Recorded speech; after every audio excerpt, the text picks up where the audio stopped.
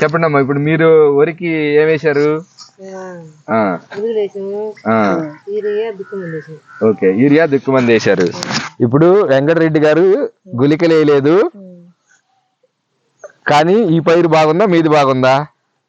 ఇదే బాగుందా? వెంకటరెడ్డి గారిది గుళికలు వేయిందే బాగుంది. ఈయన 2 సార్లు మందు వేశాడు.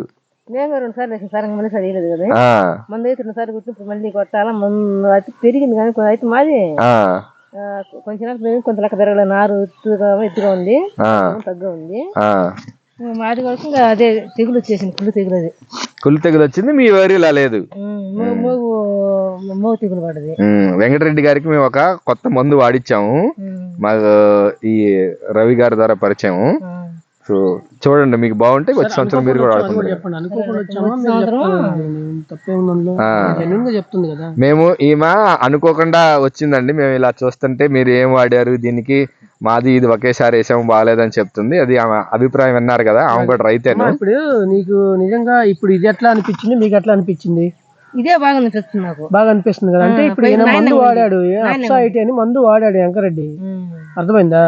మీరు వాడలేదు అంటే ఇది అది పోసింది.